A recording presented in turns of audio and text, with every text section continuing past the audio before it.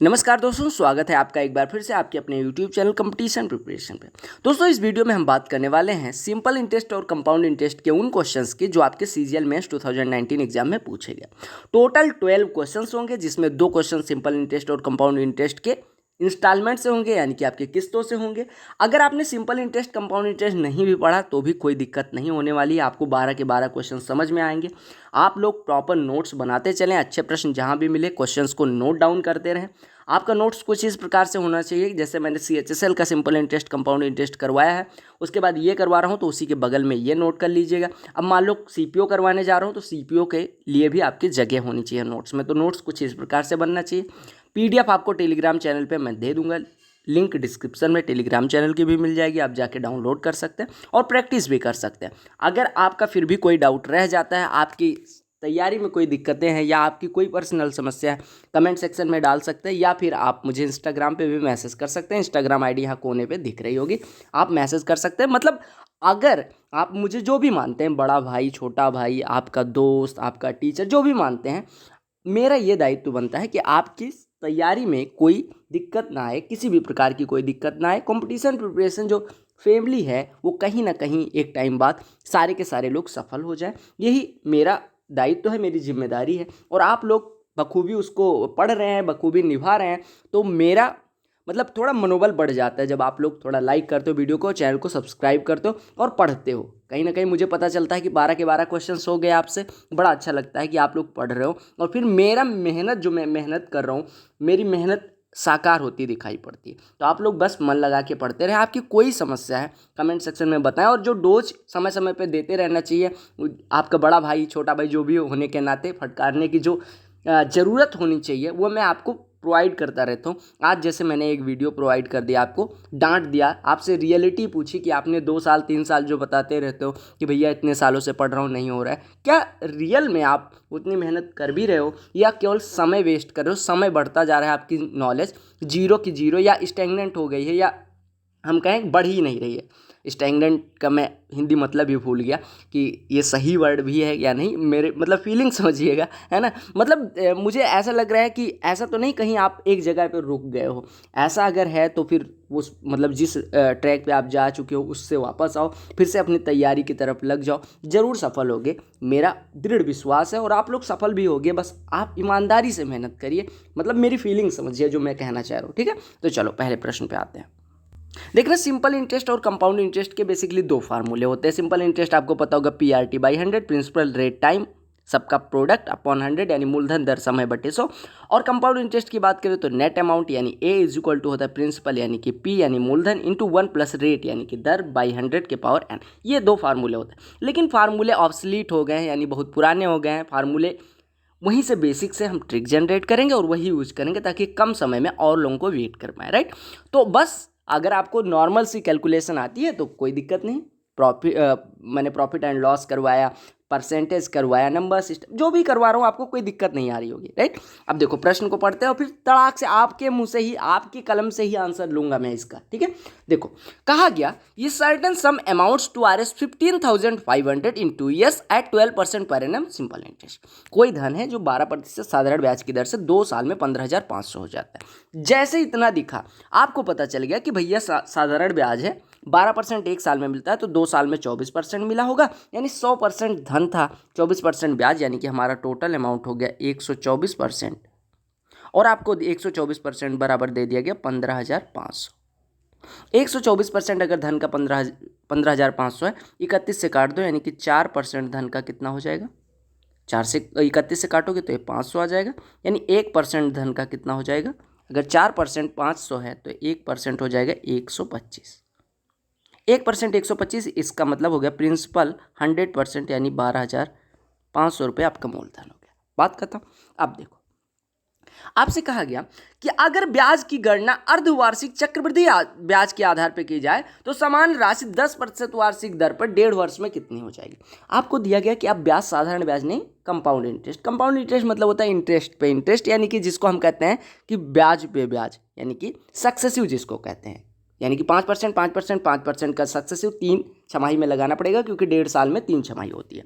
यानी आपको rate of interest अगर 10% वार्षिक है और छमाही लगता है, यानी कि रेट ऑफ इंटरेस्ट 5% हो जाएगा, और समय n बराबर हो जाएगा 1.5 वर्षों में 3 छमाही होगी, यानी n बराबर 3। यानी आपका 5%, 5%, 5% का सक्सेसिव जो होगा रिजल्टेंट, वही आपका टोटल ब्याज मिलेगा। अब 5%, 5%, 5% का सक्सेसिव निकालो, तो पहले 5% का निकालोगे तो 5 + 5 10, और प्लस 5 × 5/100 यानी कि 0.25, यानी पहले 2 छमाही का 10.25% हो जाएगा।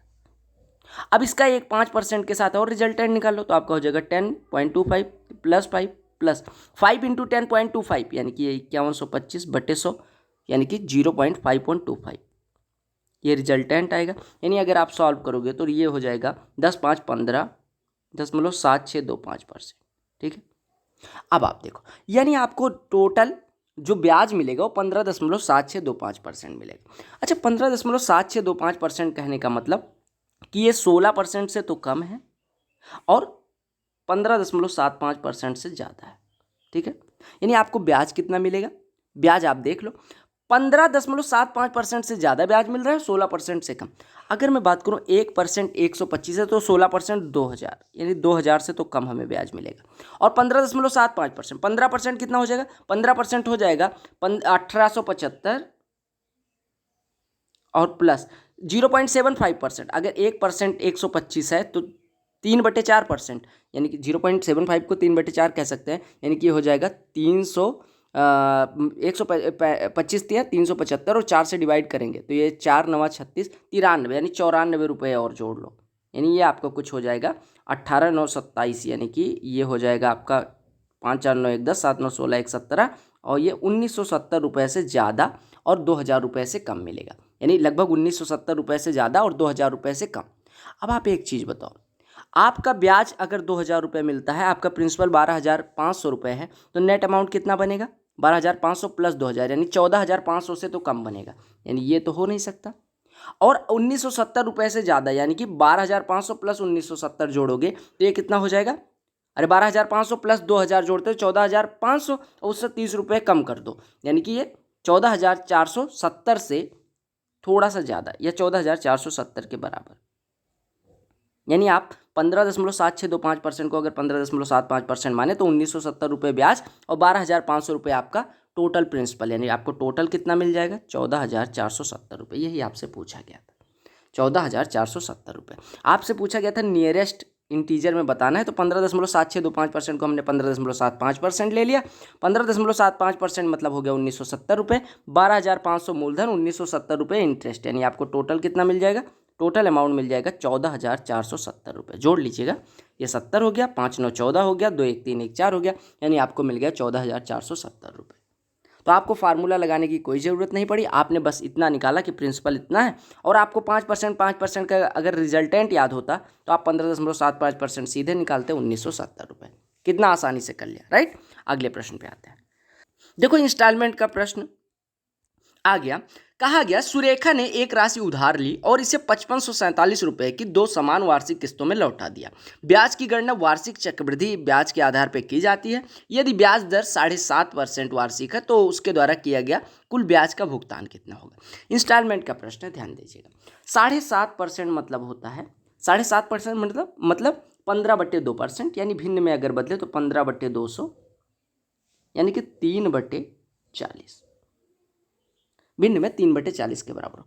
यानी कि अगर हम 40 रुपये लेते हैं उधार तो 3 रुपये ब्याज देना पड़ता है। यानी हम अगर इसको मैथ में बदलें तो ये 40 रुपये अगर हम लेते उधार तो हमें 43 रुपये वापस करना पड़ता है। 7.5% का मतलब यही हुआ, ठीक है। 40 रुपये लेते तो 43, लेकिन यहाँ पे कंपाउंड इंटरेस्ट है, सादा, देखिए यहाँ पे साधारण ब्याज नहीं, चक्रवृद्धि ब्याज है।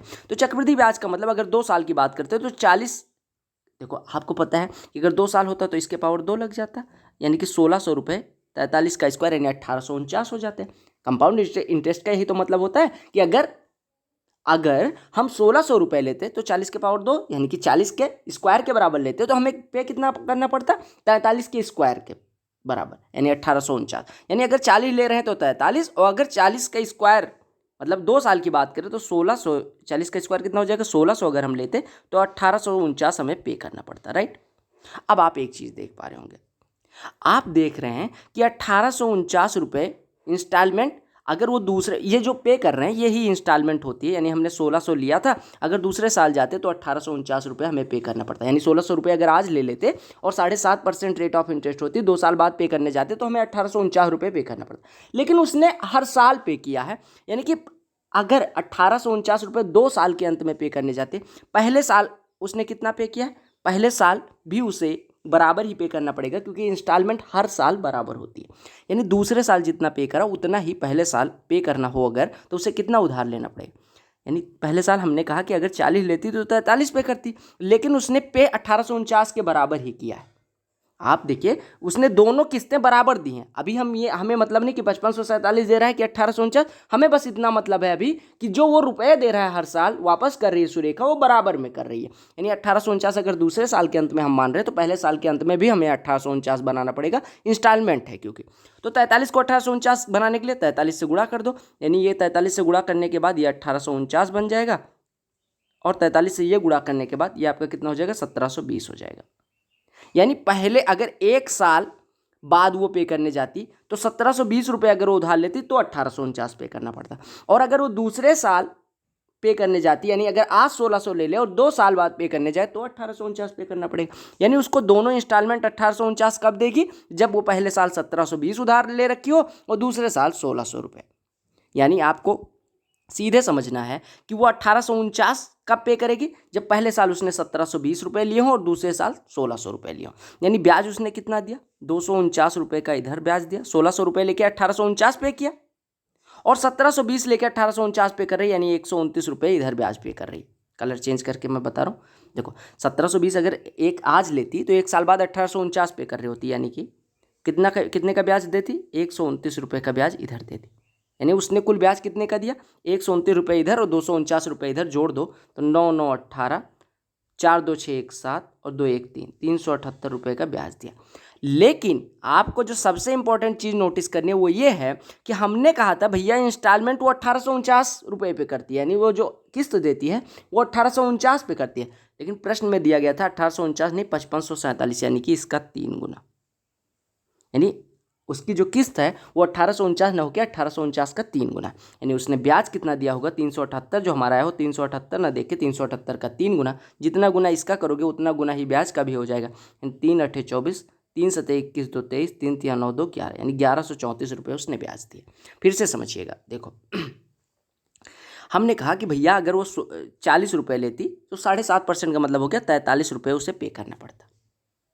अब अगर 2 साल की बात करें, आपको 2 साल की बात करी जाए कंपाउंड इंटरेस्ट पे, तो इसका पावर दो तो इसके पावर भी दो, यानी 1600 रुपये लेती तो 1849 पे करना पड़ता। अब आपसे कहा गया कि दोनों किस्तें देखो, प्रत्येक किस्त 5547 रुपये की है, लेकिन हमारी पहली किस्त 43 दिख रही है, यानी हमें पहली किस्त को भी 1849 बनाना पड़ेगा, क्योंकि हमारी सेकंड किस्त 1849 आ रही है, यानी हमने 43 से गुणा कर दिया। यानी कि अगर पहली किस्त 1849 की होती तो पहले उसने रुपये कितने लिए होंगे, 1720 अगर लेगी तो एक साल बाद अगर पे करने जाएगी तब 1849 पे करेगी, और अगर 1600 रुपये लेगी 2 साल बाद पे करने जाएगी तो 1849, यानी दोनों किस्तों को अगर बराबर करना है तो दोनों साल के लिए अलग अलग रुपए आपके आ गए, पहले साल के लिए 1720, दूसरे साल के लिए 1600 रुपये। अब आपने कहा भैया कि 1849 ना देके वो पे कितना करती है, 5547, यानी इसका 3 गुना।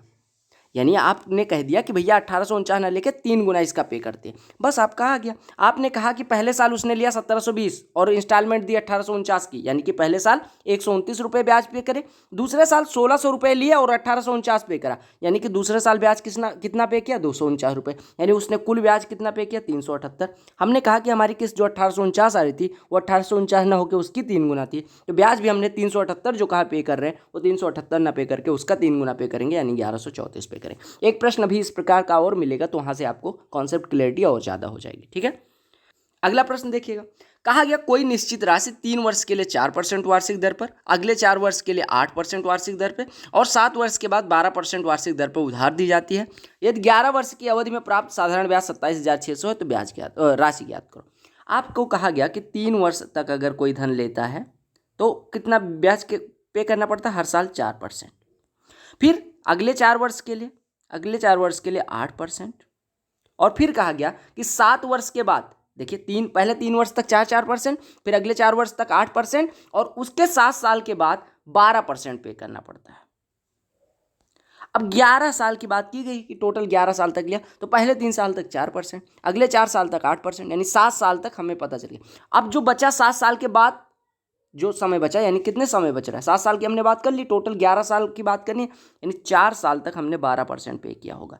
यानी आपने टोटल इंटरेस्ट कितना पे किया, 3 साल तक 4% के हिसाब से साधारण ब्याज 12% हो गया, 4 साल तक 8% के हिसाब से 32%, और 4 साल में 12% के हिसाब से 48%। यानी हमने कुल ब्याज कितना दिया, 48 + 32 + 12, यानी 48 32 80 और 12 92%। यानी हमने ब्याज पे किया 92%, जो कि दिया कितना गया 27,600। अगर 92% 27,600 के बराबर है तो 1% 3 के बाद 2 जीरो के बराबर हो जाएगा। 1% 3 के बाद 2 जीरो, तो प्रिंसिपल यानी 100% कितना हो जाएगा, यानी हमारा प्रिंसिपल आ गया 3 के बाद 4 जीरो। यानी हमने कुल राशि कितनी उधार ली थी, 30,000 रुपये। कहा गया कि 5500 रुपये की राशि पर वार्षिक 15% की दर से 2 वर्ष में प्राप्त चक्रवृद्धि ब्याज ज्ञात कीजिए, जब ब्याज की गणना हर 8 महीने पर चक्रवृद्धि ब्याज आधार पर की जाती है। बहुत आसान सा प्रश्न है। आपको दिया गया रेट ऑफ इंटरेस्ट 12%, मतलब 12 महीनों के लिए 15%, यानी कि रेट ऑफ इंटरेस्ट आपको दिया गया 12 महीनों के लिए 15%, लेकिन हमारा 12 महीने पे ना लग के 8 महीने पे लगता है। यानी कि 8 महीने के लिए कितना हो जाएगा, 15/12 गुणे 8, यानी 15/12 गुणे 8 करोगे तो कितना आ जाएगा, 15 × 8 = 120/12, यानी कि 10%। यानी हमारा रेट ऑफ इंटरेस्ट आ गया 10%। आपसे 2 वर्ष की बात की गई, 2 वर्ष में कितने 8 माह होंगे, अरे 2 वर्ष में 24 महीने हो गए, और 8 माह के आधार पर अगर लगता है तो ऐसे 3 बार लगेगा। अरे 24/8, यानी n बराबर हो गया 3। अब आपसे कहा गया कि भैया कितना ब्याज लगेगा। आपको पता है कि 10% रेट ऑफ इंटरेस्ट है, 3 साल में कितना लगेगा, 10% 10% 10% का कितना होता है। आप ऐसे देख लो ना कि अगर 10% ब्याज दर है तो 10 होता तो 11 देना पड़ता। 3 साल की बात की गई, यानी कि 10 के पावर 3, यानी कि 1000 होता तो 11 के पावर 3, यानी कि 1331 देना पड़ता। यानी कि ब्याज कितना मिलता, 331 रुपये, यानी कि 33.1%। यानी आपको 33.1% ब्याज देना पड़ेगा। अब 5500 का 33.1% निकाल लो, तो आपको 5500 का 33.1% कितना हो जाएगा, 33.1 गुणे 55, 100/100, यानी 0 0 कट जाएगा। यानी 5 से गुणा कर दो, 5 × 5, 5 × 15, 5 × 15 = 16, फिर 1655 लिख दो, जोड़ दो, तो ये हो जाएगा 5 5 5 10, 6 5 11 1 12, 6 1 7 1 8 और 1, यानी कि 1820 रुपये 50 पैसे आपको ब्याज देना पड़ेगा। 1820 रुपये 50 पैसे। तो आपको बस इतना पता होना चाहिए कि 10% का 3 सालों के लिए, यानी 3 टर्म के लिए 33.1% रिजल्टेंट हो जाएगा। कहा गया कि पहले 2 वर्ष के लिए 6%, लिख दो, पहले 2 वर्ष के लिए 6%, अगले 3 वर्ष के लिए 10%, अगले 3 वर्ष के लिए 10%, और 5 वर्ष की बाद की अवधि के लिए 12%, यानी 12% रेट ऑफ इंटरेस्ट। ये रेट ऑफ इंटरेस्ट दिया गया है, ठीक है। अब कहा गया टोटल 7 वर्ष बाद साधारण ब्याज इतना मिलता है। तो 2 और 3 5 साल तक तो हमें पता है, यानी बचा कितना, 2 साल तक 12% हमें देना पड़ता होगा। यानी हमने कुल इंटरेस्ट कितना दिया, 12% इधर, 3 साल के लिए 10% के हिसाब से 30% इधर, और 2 साल में 12% के हिसाब से 24% इधर, यानी टोटल हमने कितना दिया, 30 24 और 12, यानी कि आपका कितना हो गया 66%। और यही 66% आपको दिया गया 12,771, तो 100% पूछा गया। यानी आपको दिया गया 66% बराबर 12,771। बस सॉल्व कर लो। यानी अगर 11 छक्के 66, 11 एकन्नम 11, 11 एकन्नम 66, फिर ये 6% बराबर, यानी कि 2% बराबर हो जाएगा। 3 3 9, 3 8 24, 387। 2% अगर 387 है तो 100% कितना हो जाएगा, 50 से गुणा कर दो, यानी 0 5 7 35, 5 8 40, 3 43, 5 3 15 4 19, यानी 19,350 रुपये हमारा प्रिंसिपल हो। देखिएगा, कहा गया compound interest on a sum of 20,000 at 15% पर annum for 2 and 2/3 years, interest compounded yearly is. कहा गया कि 2 सही 2/3 सालों के लिए प्रतिवर्ष 15% की दर से 20,000 रुपये पे चक्रवृद्धि ब्याज कितना मिलेगा। आप ध्यान दीजिएगा कि अगर 15% ब्याज दर है तो 2 सही 2/3 सालों में कितना मिलेगा, ये पूछा गया। आपको पता है कि पहले साल के लिए 15%, दूसरे साल के लिए भी 15%, और 2/3 साल जो है उसके लिए कितना हो जाएगा। अगर 1 साल के लिए 15% तो 2/3 सालों के लिए 2/3 × 15, यानी 10%। अब इसका रिजल्टेंट निकाल लो। रिजल्टेंट अगर आप निकालने जाओगे तो आपका 15% का रिजल्टेंट निकालेंगे, फिर जो आएगा उसका 10% से रिजल्टेंट निकालेंगे, और जो अमाउंट बनेगा वही उतना परसेंट निकाल लेंगे 20,000 का, तो आपका आ जाएगा चक्रवृद्धि ब्याज। तो एक तो ये तरीका हो गया जैसे हमने पहले किया। दूसरा तरीका क्या बोलता है कि प्रिंसिपल आपको दिया गया, प्रिंसिपल दिया गया 20,000, तो आप नेट अमाउंट निकाल लो। नेट अमाउंट बराबर होता है प्रिंसिपल यानी 20,000 इंटू 1 प्लस रेट पहले 2 सालों के लिए 15% यानी 15/100 यानी 3/20 के पावर 2, क्योंकि 2 साल था, और फिर 10% यानी कि 11/10 और मिल जाएगा। यानी नेट अमाउंट आपका निकल के आ जाएगा 20,000 गुणे 23 का स्क्वायर। 23 का स्क्वायर कितना होता है 529/400 और गुणे 11/10। 400 गुणे 10 4,000, 5 20,000, यानी आपका हो गया ब्याज कितना हो जाएगा 529 गुणे 11 गुणे 5। ये नेट अमाउंट बन के आ रहा है। अब 11 से गुणा कर दो, 11 9 99, हासिल आई 11 9 22 9 31, हासिल है 11 5 55 3 58, और इसका 5 से गुणा कर दो, यानी कि ये हो जाएगा 5 95, 5 8 40, 5 6 25 और 4 29, यानी 29,095 रुपये हमारा नेट अमाउंट बनेगा। 20,000 रुपये हमने इन्वेस्ट किया था, 29,095 हमें मिल रहा है, यानी ब्याज कितना मिला 9,095 रुपये। तो कई बार हम बेसिक से भी करेंगे, कई बार हमें ट्रिक यूज करनी पड़ेगी, तो आपने यहाँ पे बेसिक से कर लिया। देखो इंस्टॉलमेंट वाला प्रश्न यहाँ पे आपको ज़्यादा अच्छे से समझ में आएगा। पहला क्वेश्चन हो सकता है थोड़ा सा कंफ्यूजन रहेगा। कहा गया किसी ऋण को 2 समान वार्षिक किस्तों में लौटाना है। आपको पहली चीज़ समझ में आनी चाहिए कि किस्तें बराबर होंगी, ठीक है। कहा गया यदि ब्याज की दर प्रतिवर्ष 10% है जो वार्षिक रूप से चक्रवृद्धि होती है, प्रत्येक किस्त 5808 है, तो ब्याज कितना दिया गया, ध्यान दीजिएगा। 10% का मतलब हो गया कि अगर 10 रुपये हम लेंगे तो 1 साल बाद 11 रुपये देने पड़ेंगे, ठीक है। अच्छा, अगर 2 साल की बात करें तो इसके पावर 2 लगाओ, इसके पावर 2, यानी कि 100 रुपये अगर हम लेंगे तो 121 रुपये वापस करने पड़ेंगे। हमें कहा गया कि हमने दूसरी किस्त कही 121 रुपये, तो पहली किस्त को भी 121, क्योंकि किस्तें बराबर होती हैं, तो 11 को 121 बनाने के लिए 11 से गुणा कर दोगे, यानी ये 121 हो जाएगा और ये 100 हो जाएगा, 110 हो जाएगा। 11 से गुणा करेंगे 10 में 110। अब दोनों किस्तें हमारी बराबर हो गई, 121 पहली, 121 दूसरी। अगर हम 110 रुपये लेके 121 वापस कर रहे हैं, यानी हम ब्याज कितना दे रहे हैं 11 रुपये का, 11 रुपये का ब्याज यहाँ दे रहे हैं, और 100 रुपये लेके 121 यहाँ पे कर रहे हैं, यानी 21 रुपये का ब्याज यहाँ दे रहे हैं, यानी टोटल हमने ब्याज कितना पे किया 32 रुपये। लेकिन आप देखिए, आपने जो किस्त कही है कि 121 रुपये, वो किस्त 121 ना होकर 5808 है। जो हमने कहा कि किस्त 121 रुपये, वो 121 ना होकर 5808, यानी 121 बराबर हमें पता है 5808, तो 1 बराबर निकालो। 11 से डिवाइड करोगे, 11 से कटेगा 11, 11 से कटेगा 11 पचे 55, 528, फिर 11 से कटेगा 11 51, 11 चौको 44, 11 अठे 88, यानी 1 बराबर 48 हो गया। और हमने कहा है ब्याज इंटरेस्ट हमने 32 रुपये दिए हैं, तो इंटरेस्ट 32 ना हो गया, अगर 1 बराबर 48 है तो 32 बराबर 32 गुणे 48 हो जाएगा, यानी गुणा करेंगे 48 दूना 96 के 6, हासिल आई 9, 48 144 9 153, यानी 1536 रुपये हमने टोटल इंटरेस्ट पे किया। बताओ समझ में आया या नहीं? आपको समझ में आ गया होगा। हमने क्या कहा फिर से समझिएगा।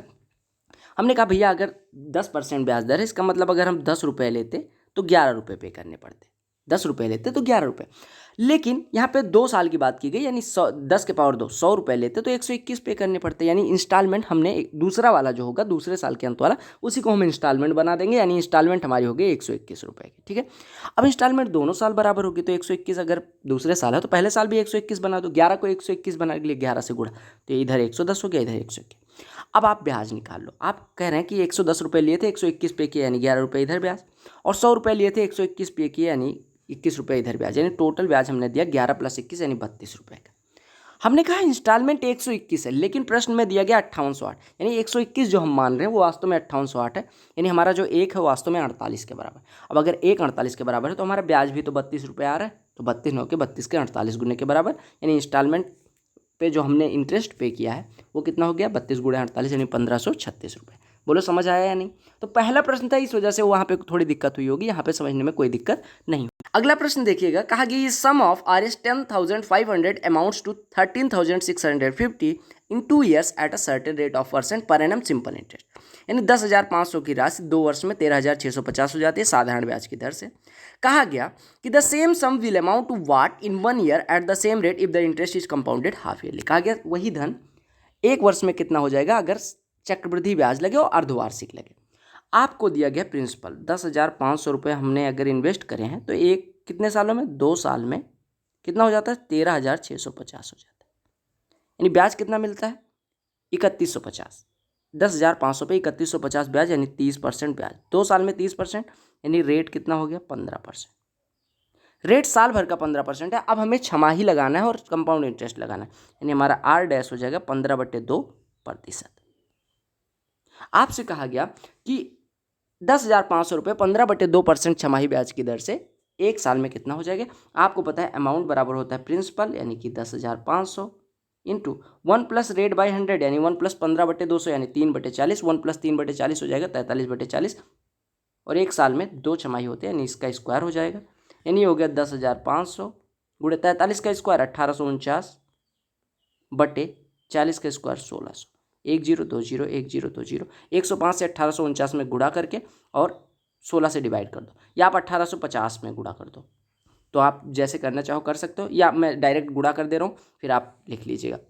तो हो गया 5 से गुणा करोगे, मैं साइड में कहाँ पे लिखूँ, यहाँ पे लिख दे रहा हूँ। देखो 5 9 45 के 5, 5 9 45 के 5 हासिल आई, 5 9 45 के 5 हासिल आई, 5 को 20 4 24, 5 ये 9245 हो गया, ये 0000 हो गया, ये 1849 हो गया। अब जोड़ दो तो 5 4 2 9 11 9 4 13 1 14 8 1 9 19 41 45 हो गया, इसमें 16 से डिवाइड कर दो तो हो जाएगा 16 1 9 16 3 34 16 1 9 16 18 181 16 1 9 16 3 34 16 2 9 32 2 21 16 1 9 16 और ये 5 54 16 3 48 और ये 6 65 16 चौको 64 यानी 12,134 रुपये हो जाएगा। तो आपका आंसर आ गया 12,134 रुपये। नियरेस्ट वैल्यू इंटीजर वैल्यू निकालनी थी।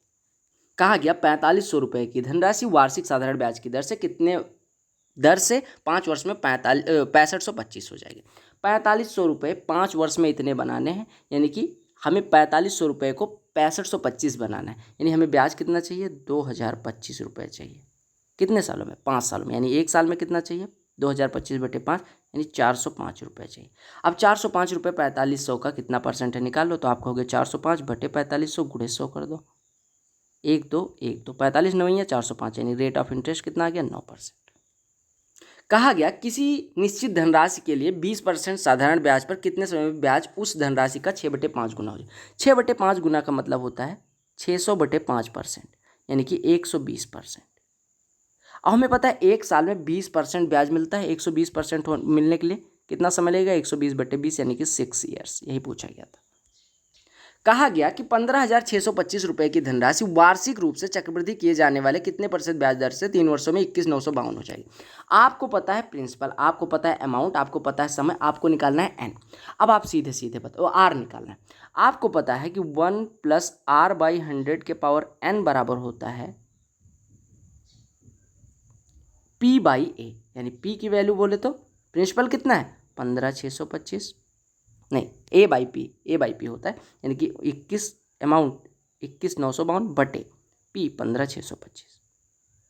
अब देखो आपको पता चल गया 1 प्लस रेट हमें निकालना है बाई 100 के पावर n की वैल्यू 3 दी गई, ये बराबर दिया गया, कितना हो गया ये आपका हो गया, ये 28 का क्यूब लिखा हुआ है और ये 25 का क्यूब लिखा हुआ है, यानी 28/25 का होल क्यूब। अब आप कहेंगे कैसे याद है, देखो अगर 28 का क्यूब करोगे तो 8 8 64 8 512, 27 का क्यूब आपको पता है ये 30 के क्यूब से कम होगा, 30 के क्यूब से कम क्यों, क्योंकि 30 का क्यूब 27,000 होता है और 25 के क्यूब से ज़्यादा होगा। तो 25 और 30 के बीच में एक ही संख्या आती है जिसके क्यूब के यूनिट डिजिट 2 आएगा, वो हो जाएगी 28। अब 1 + r/100 का होल क्यूब बराबर 28/25 का क्यूब, यानी आपका यहाँ से 1 + r/100 बराबर हो गया 28/25, यानी r/100 हो गया 28/25 - 1 यानी 3/25, 25 चौको 100 यानी r बराबर हो गया 4 × 12%। तो आपका आ गया। तो यहाँ पे जो ट्रिक थी वो ये थी कि 21,952 किसका क्यूब है, आपको पता है कि 25 का क्यूब 15,625 होता है और 30 का क्यूब 27,000 होता है, यानी इसके बीच में है तो 25 और 30 के बीच में किसी का क्यूब होगा और यूनिट डिजिट 2 है, आपको पता है 8 के पावर 3 चढ़ता है तभी यूनिट डिजिट 2 आता है, यानी 28 का क्यूब हो जाएगा, यानी r बराबर 12%। 11 प्रश्न हो गए, किसी प्रश्न में अभी तक कोई दिक्कत नहीं हुई होगी। अब आते हैं लास्ट प्रश्न पे। गया है Rahul invested equal sums of money at compound interest under 2 schemes A and B। 2 scheme के अंदर राहुल ने अपना कुछ निश्चित अमाउंट में दोनों में बराबर बराबर धन इन्वेस्ट करा। इंटरेस्ट रेट A में 10%, B में 12% था। कहा गया अगर पहले सम पे जो उसे ब्याज मिला वो 10,050 रुपये का मिलता है तो दूसरी स्कीम में उसे कितने का ब्याज मिलेगा। प्रश्न बड़ा है और है करने में बड़ा आसान। देखो, एक स्कीम है ए, एक स्कीम है बी। ए में रेट ऑफ इंटरेस्ट है 10%, इसमें है 12%। अगर हम बात करें 2 साल में 10% की दर से कितना ब्याज मिलेगा, 10% और 10% का रिजल्टेंट, यानी कि आपका हो जाएगा 10%, फिर 10% और पहले 10% पे 10%, यानी 1% और मिल जाएगा, यानी आपको 21% ब्याज मिला होगा। और दोनों में उसने बराबर राशि इन्वेस्ट करी, यानी पी अगर इधर इन्वेस्ट करिए तो पी इधर पे।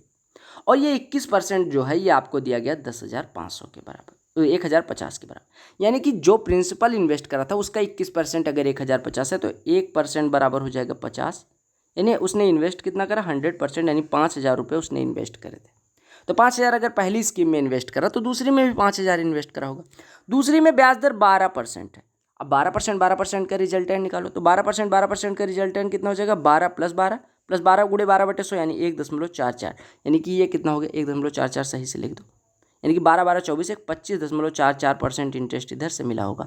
यानी कि 5,000 का 25.44% निकालने जाओगे तो हो जाएगा 50 × 25.44। यानी कि आप कहेंगे 5 × 254.4, यानी 5 चौको 20, 5 चौको 20, 2 22, 5 पचे 25, 2 27, 5 दूनी 10, 2 12, यानी 1,272 रुपये उसे ब्याज मिलेगा दूसरी स्कीम से। यही पूछा गया था, तो आपका आंसर हो गया 1,272 रुपये। बहुत आसान सा प्रश्न था, देखने में बहुत विकराल था, बाकी था बड़ा आसान। तो ये थे 12 क्वेश्चन सिंपल इंटरेस्ट और कंपाउंड इंटरेस्ट के जो आपके एग्जाम में पूछे गए। आई होप आपको सारे क्वेश्चन समझ में आ गए होंगे। इंस्टॉलमेंट मैं आपको फिर से करवा दूंगा, जहाँ पे इंस्टॉलमेंट ही करेंगे केवल, तो टेंशन लेने की कोई ज़रूरत नहीं है। बाकी सीपीओ के भी टॉपिक वाइज सॉल्यूशंस आ रहे हैं धीरे धीरे करके, वो भी करवा दिए जाएंगे। CHSL ऑलरेडी कर लिया, CGL प्री कर लिया, CGL main shift wise, IB ACIO phase 8 सारे मैंने करवा दिए हैं। आई होप आपको सारा कंटेंट मिल रहा होगा और आप पढ़ भी रहे होगे। अगर आप पढ़ रहे हो तो भैया नोट्स वोट्स बनाते रहना। बाकी चैनल पे आपको यूज़फुल कंटेंट हमेशा की तरह हम आगे भी मिलता रहेगा। बाकी आपके फ्यूचर के लिए बेस्ट विशेस। मैं अपनी तरफ से पूरी कोशिश करूँगा आपके अंदर कोई भी समस्या न रह जाए। आपकी कोई समस्या अगर आपकी परेशानी मतलब मेरे संज्ञान में आती है तो मैं वो दूर करने की कोशिश करूँगा। आप अपनी परेशानियाँ खुल के बता सकते हैं। इंस्टाग्राम इसी वजह से आपको मेंशन किया जाता है, इंस्टाग्राम ID आपको बताई गई है, आप उधर मैसेज कर दीजिएगा। बाकी चैनल पे जुड़ जाएं, टेलीग्राम चैनल पे भी जुड़ जाएं, यहाँ पे भी जुड़ जाएं। जुड़ जाएं का मतलब ज्वाइन ना करें, सब्सक्राइब कर लें, ठीक है, और नोटिफिकेशन ऑल कर दें, ठीक है। तो चलो मिलते हैं अगली वीडियो में, तब तक के लिए पढ़ते रहो, मुस्कुराते रहो, घर पे रहो, सेफ रहो। Bye bye, love you all.